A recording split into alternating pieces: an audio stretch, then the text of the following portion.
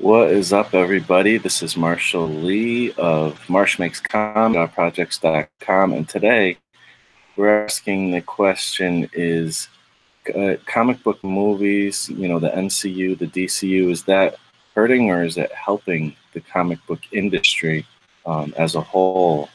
It's an interesting question that my friend James GSR, who was in the chat yesterday's stream, brought up and about that. And today we have Mr. Kim Holm hanging out with us to talk about it. How you doing, man? Hi there, doing good. Awesome. And if you guys want to check it out, there's a link in the description. But Kim Holm has been doing some YouTube videos and stuff that look pretty cool. I'll be honest, I have not yet watched them, and they've been right on my list to watch, and so I need to get on that. Yeah, that's okay. How's that been going? Videos either. I'll be watching some today for sure. Excellent. How's that been going?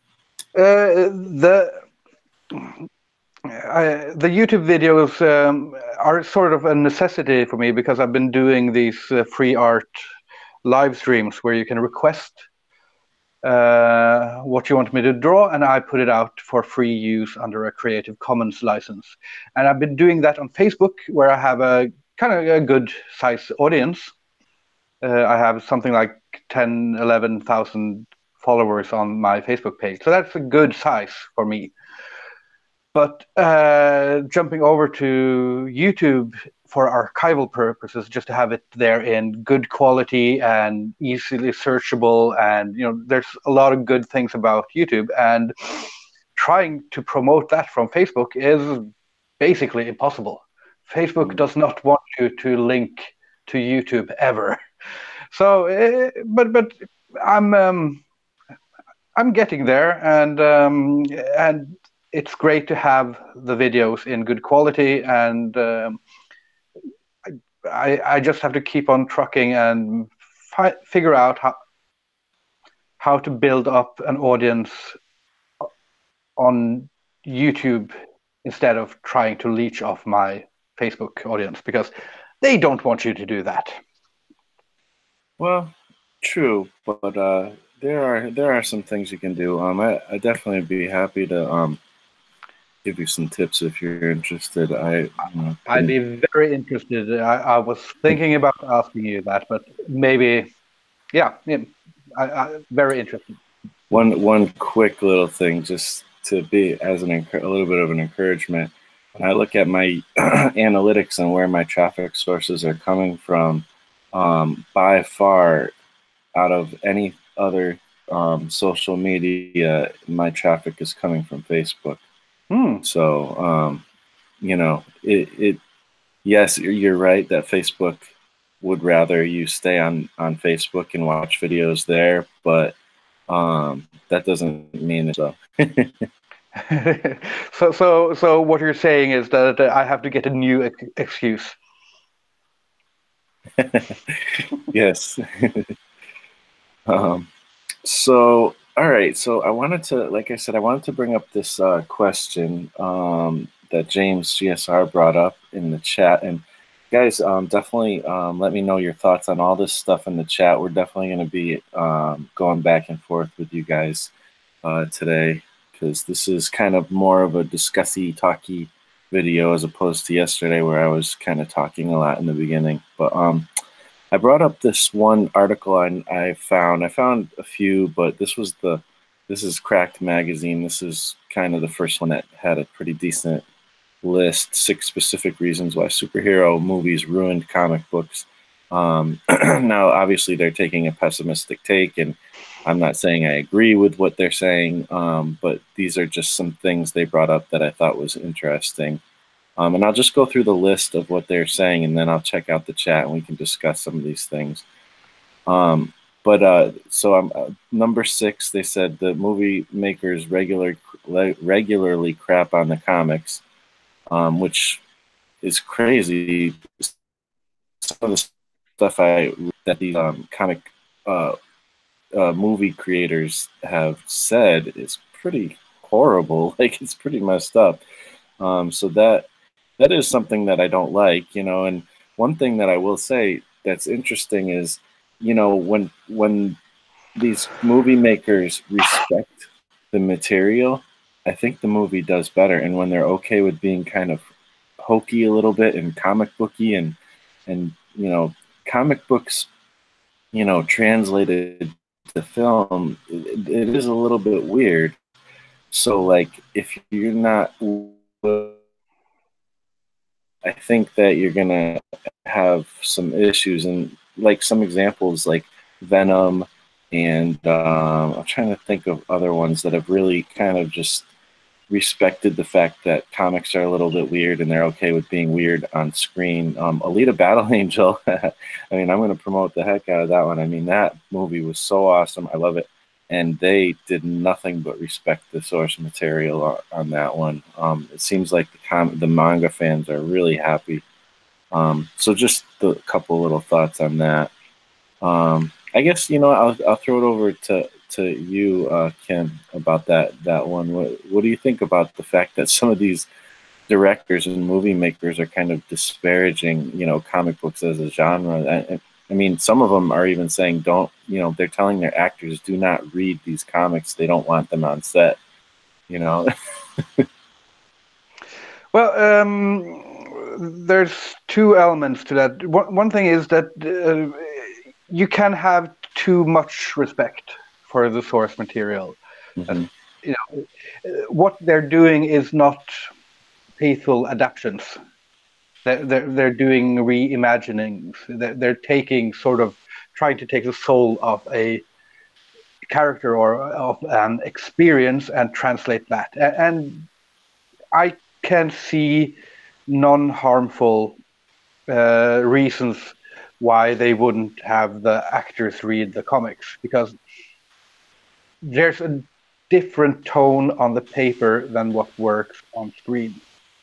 And you know, silliness can work on the paper, and a more realistic take can work on the paper, but it's still always kind of different from movies. And I think that on the other hand, if you're a director and you don't understand comics as a storytelling medium, then that's your loss as a director. Then you lose. You're missing something because it's the potential is always there in comics for some of the greatest stories ever told, and Yeah. you have to respect that. Absolutely, and you know that's one thing. Like, I think you're right. There's a good point. Like, you wouldn't want to, you know, somebody doing, you know, the Dark Knight to maybe read like some of the old '70s Batman comics on set, and you know, get the wrong idea. You know, so I guess I could see kind of that thing, but there is something towards, like you said, you know, respecting the source material as well. I mean, maybe they should say you can't read that, but go ahead and, you know, read The Dark Knight Returns, you know, because that is some good source. But also like, you know, it does seem like, you know, sometimes these movies like Superman, and I'll be honest, I watched one of the recent Superman movies years ago. I think it was probably the first one, and I wasn't really impressed. But I've heard the complaints, um, and it seems like a lot of people dislike some of their takes on Superman as of late. On that, it's like a little bit too dark and kind of shies away from comic book style, you know, sensibilities and stuff. What do you think about that kind of thing? Well, the Superman movies are interesting because you had Superman Returns, starring that guy from Chuck or something, and that was really faithful to the old Superman movies and also faithful to the comic book source material. And it's a really boring movie. Everyone agrees that it's boring. Then you have the first of Zack Snyder's Superman movies, which is just doesn't respect the source material at all, makes Superman into this whiny, gritty. He's a dick. Nobody likes Superman in that movie. Yeah.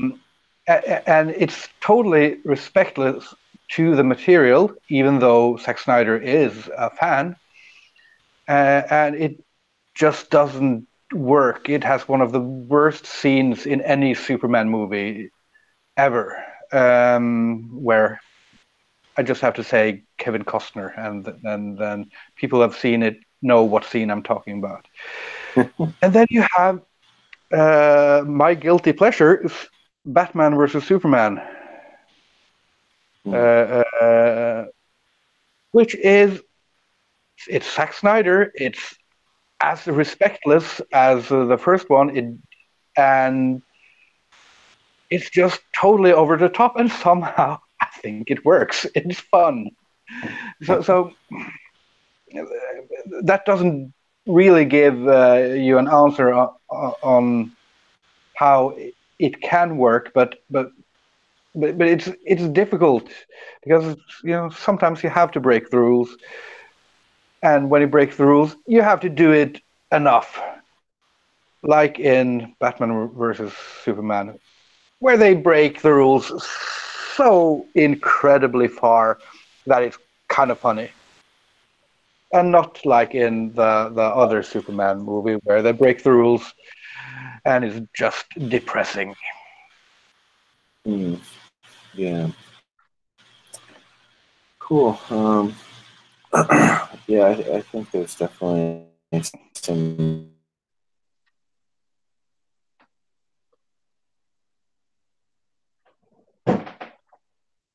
love superhero movies, love the classic films too, like Superman, Donner, um, Speedscape. What's up? He says, I think comic movies definitely helped the comic book industry. The comic book movies were the only reason I started reading comics. Oh, that's awesome. That's really cool. And I think, that's one good point. Like, everybody has like a jumping on point. Everybody has a way that they kind of have gotten into comics.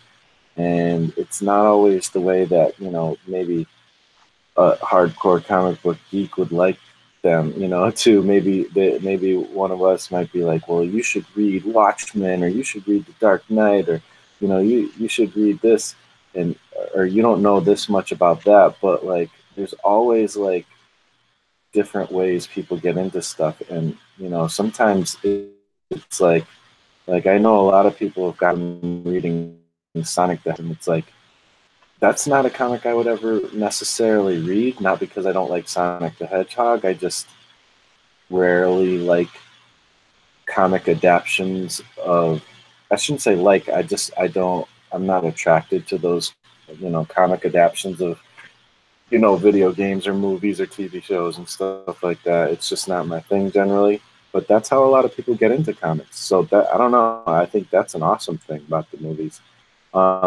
It's the opportunity that isn't isn't really.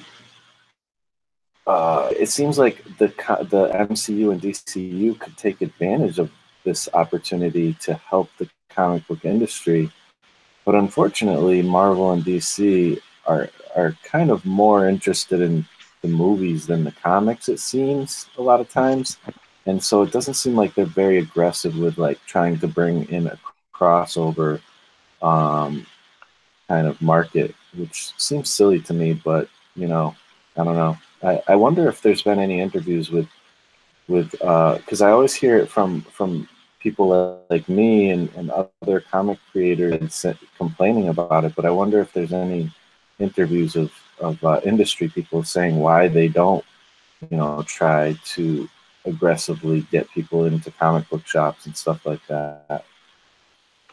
Um, Well, Dave Hingley says, "Oh, go ahead." I think that as far as I know, there has been um, uh, they keep track of sales, and I know the sales state from Norway, which is a kind of a different market, but where also comics are a bit easier available because we can buy them at grocery stores. But at the same time, they have declined. They have had an independent renaissance and a decline of the mainstream at the same time. And in Norway, I know that we have pretty good figures that the comics might go up slightly the month of the movie release, and then they plummet down. So there's no real effect on the comic buying. And from what I remember hearing, it's not that dissimilar with the U.S. comics, the U.S. comics market. So I think that superheroes are an old genre, and we're talking about characters that are 40, 50, 60, 70 years old. So it's kind of amazing that they're still alive anyhow. And rather than being a chance to get a new explosion, a new renaissance for superheroes, the movies are a lifeline that will keep good talent in the superhero industry for a bit longer. Hmm. I'll be honest, just so you know, Kim, I don't know if everybody else is hearing it, but it seems like you're breaking up a lot. I think I got what you were saying, pretty well, but I just wanted to let you know about Yeah, that. you're breaking up as well, so we probably have a bad connection somewhere. Uh, hmm, yeah, it's no doubt. difficult. Well, we'll just keep going through and hopefully it'll sound better on the replay or something. Fingers um, crossed. so let's see. Dave Hingley said, yeah, fingers crossed, absolutely. Dave Hingley says, here's a hot take. I really liked Watchmen and V for Vendetta. I think the film Watchmen worked better than the comics ending. Um, Oh no! yeah, I mean,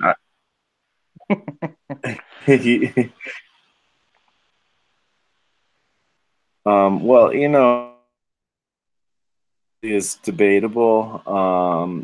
I I think that can happen though. Like again, I'm gonna just always bring up the Alita movie because I'm amped on it. I can't wait to see it again.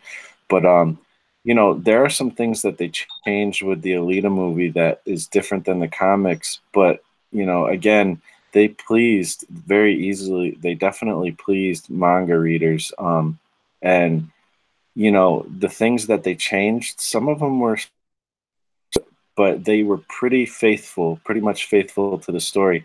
But the thing actually made for a better movie.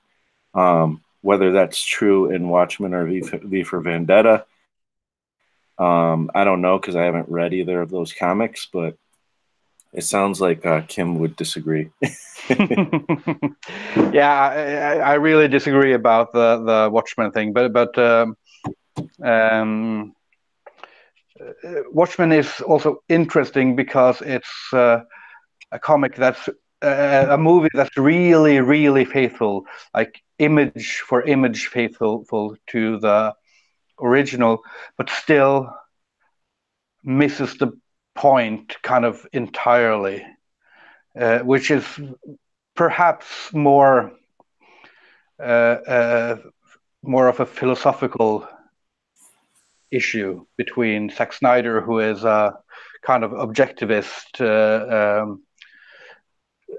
Randian type thinker, uh, and he gets that across in the movie, while Alan Moore is a bona fide anarchist, and he gets that across in the comic book. So it's more of a philosophical difference than an actual plot difference. And the ending is not, the movie ending is not my problem with it. Gotcha. So let's see. Dave Hingley says organic web shooters are cool. Okay, cool. Dave Hingley says there's a difference between respecting the source material or the spirit of the source material and slavishly recreating the comic. Absolutely. Slavishly recreating a comic does not necessarily make for a good film. So I definitely agree with you on that. Then he just says Brandon Ruth. Okay. Yes, that's the Superman in Superman Returns. Oh, okay, gotcha.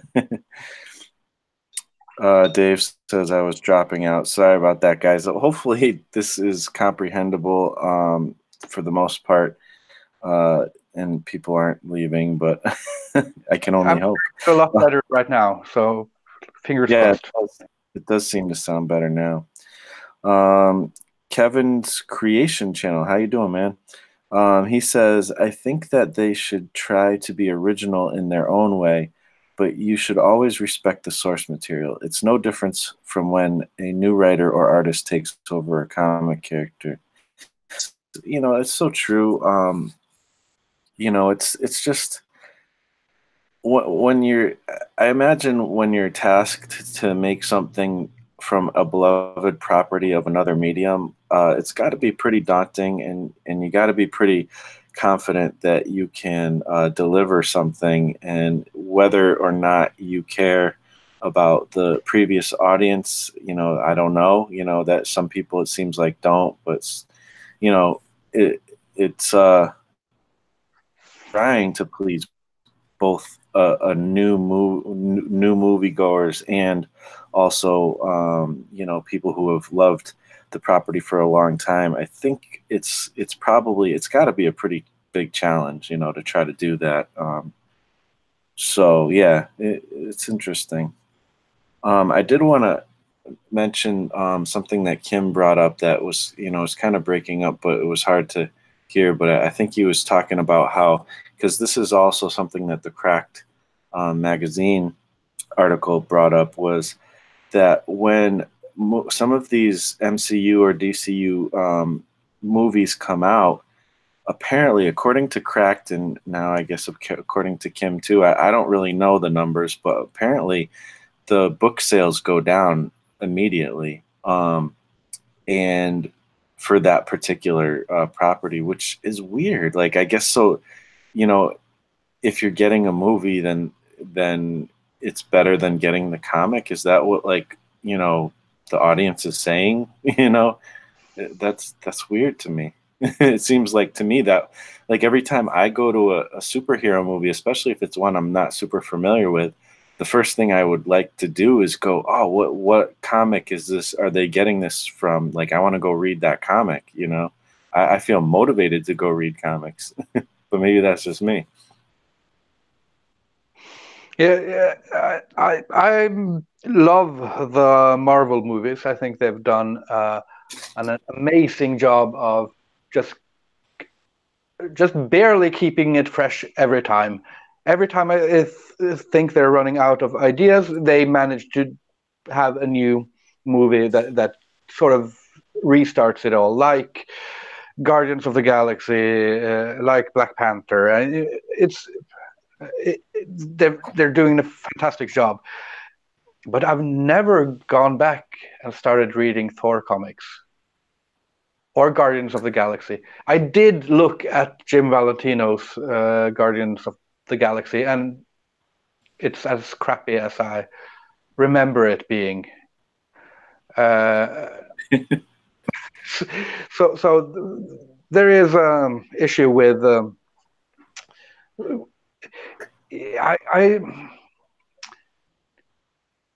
I think that maybe what can happen is, because the parents go and watch the Marvel movies, perhaps they're more likely to buy their kids some of the comics. Right. And that would be a more natural way for this to spread. But then the problem is that there are very few good superhero comics for kids anymore. Hmm. That's an interesting point. Also, and there's more chats from Adam Laura. I'm glad he came in the chat. I'm going to check that out. But one thing that Adam Laura brought up yesterday was that when the newest Avengers movie came out last year, apparently Infinity Gauntlet was like the #1 like graphic novel selling, or like it sold really well last year. And obviously, people would attribute that to the success of the movie. So, as far as the numbers, I don't know. Like, I hear people say both things, so it's hard to know for sure. But maybe it's just on an individual basis. But apparently, sometimes the sales are down. So I don't know. It's interesting. Acid Lace is in here. How you doing, man? Um, Most of these adaptations fail because the movie makers don't understand what made the original the original. Yeah, I think that's a good point, And some of the movie makers don't care, but some of them do, and they just maybe don't understand, like you said. So that's definitely a good point. Um, Adam Moore, I think that sales on superhero comics would probably be lower without the films, but the slight increase in readership doesn't seem to match the huge popularity of the movies. I mentioned this last time, but the Infinity Gauntlet trade paperback was the top-selling trade paperback last year with Infinity Wars in theaters. I think that show. Go ahead. I think that trade paperbacks are more likely to experience a boost from movies than the monthly series. That's a good point. The difference there, and it does seem like people are moving more towards that, anyways. In general, in comics, so that makes sense. Adam continues. I think that shows that movies must be making some kind of difference in comic book sales. And then he says, I think Infinity Gauntlet was the top selling trade graphic novel in comic shops only, not in general. Okay. So he's just clarifying that point a little bit. So yeah, it's interesting. It's interesting to see where the differences are. So I think it seems to me that it is doing both. These movies are doing both. They're helping, and I don't know if they're hurting, but there's places where you would think they would help more, and they probably could help more, but they're not. So I don't know. That's kind of what I'm seem to be understanding here. One of the cracked things is that from the cracked article is that the original writers and creators don't get anything from the films, which is debatable. I think some of the current ones do, actually. But I mean, that's a problem in comics anyways. Like, the comics have been notorious. Comic companies have been notorious for kind of crapping all over their creators, from especially in the past. The films are starting to mix. What do you guys think about that? Changes that have come into the comics because of the popularity of the films. Is that a good thing or not a good thing, or what do you think, Kim?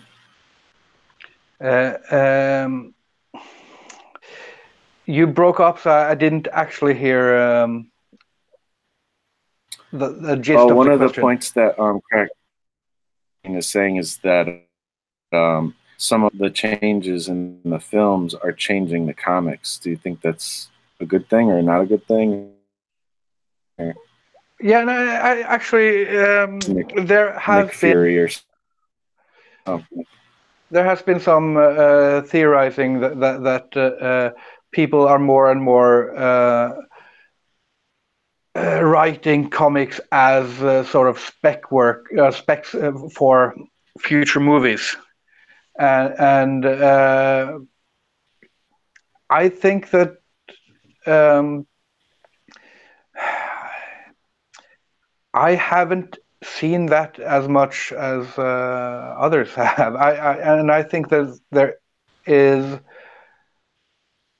there's a good variety right now in superhero comics, as far as I know.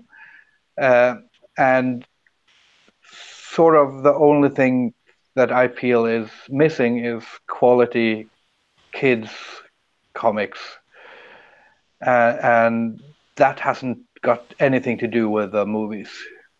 I think it's okay that you change your comics to fit the movies better. These are evolving properties. They have they should have a life, and they should change once in a while.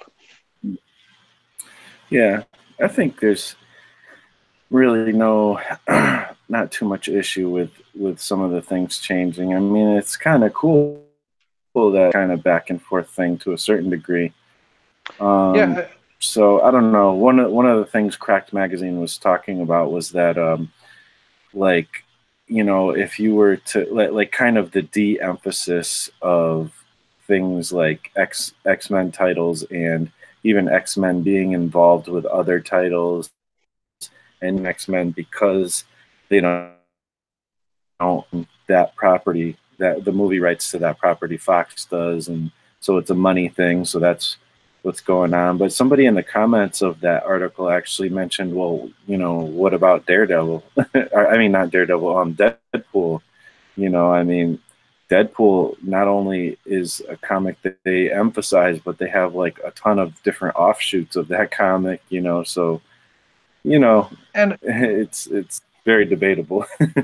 also X-Men is featured in there's an upcoming Marvel Legends game for the Nintendo Switch, and X-Men is in there. They're in the Lego games.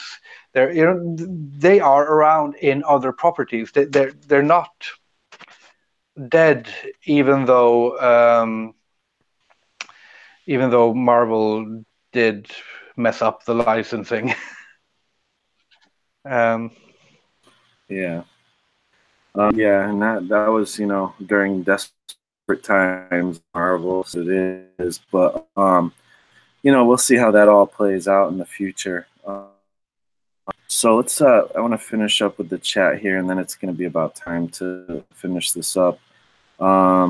Dave Hingley says the movies increased visibility of comics as a brand. For example, I can walk into Tesco and buy a Marvel T-shirt with Captain America on it. And that's a good point. Even though there's not like a direct, hand to hand, like you're in the movie theater and there's a little local comic shop if you like this movie type of thing, which I think would be freaking awesome, but they don't do that. Okay, whatever. But like you said, the brand, like Dave says, the branding is there, and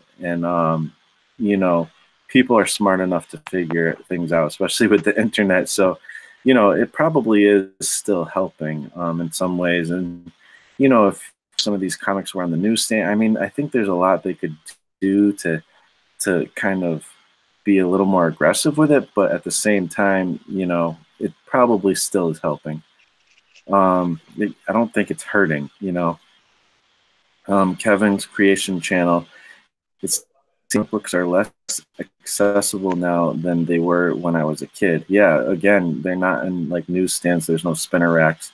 He says there used to be shops in every mall, and now it feels like you have to really look to find a good comic store. Yeah, comic shops they're apparently they've been going out of business at a pretty sad rate, I should say. For the last few years or so. So yeah, it's true. That aspect of it for sure. Adam Moore says Star Wars was the top-selling comic periodical in 2015, same year as The Force Awakens came out in theaters. See, that's why I'm like, I'm not sure about the numbers, because Cracked was saying that the exact opposite. That's this when Force Awakens came out, sales went down. So, you know, maybe everybody's looking at maybe different numbers. Maybe, you know, you're looking at trade numbers and they're looking at individual comic numbers. I don't really know. So it's hard to figure that one out. I guess you know, if you do some due diligence and study it, you can kind of figure it out, and that's something I don't do, unfortunately. But that's why I'm glad you're here, Adam, because you seem to be looking into that more. And I'm a video talking about this, because I know you were talking about doing that, or maybe you could always come on here and we could really just discuss it out. That would be really cool. Dave Hinley says, wearing a Captain Britain t-shirt I bought from ASDA. I'm not sure what that is, but not trip to FP for it. Sorry, I'm not sure what some of that means, but that's cool, man. You can merchandise, that's for sure. I mean, I think the money for comics is more in the merchandise anyways, and the toys and things like that, and even the movies. I mean, that just tends to be the case all around with a lot of business. You know, even Star Wars, most of their money is wrapped up in, you know, toys and merchandise and stuff like that, more than even the actual movie sales or comic books probably. And then Adam Moore says, I think superheroes have been, but not necessarily in comic book form, really. Yeah, I think that's true. Acid Lace says ASDA is a convenient store like Walmart, a Walmart-like store. So okay, yeah, I kind of figured it was something like that. So cool. So yeah, it is about that time. I really appreciate you guys hanging out in the chat. Hopefully this stream wasn't broken up and you were able to enjoy it. But thank you, Kim, for coming on again. Check out his YouTube channel. He's doing some cool stuff over there. And it sounds like really cool, with like having people participate and telling him what to draw and stuff. Like, that sounds awesome. I can't wait to go check that out. Thank you. So and thanks for having me on. Absolutely, anytime. You know, I love having you on for sure. So other than that, guys, thank you so much for watching. Thanks for watching on the replay. Definitely let me know your thoughts in the comments. I'd love to continue this discussion. It's a very interesting one. You guys rock. We'll talk to you on the next one. Peace out.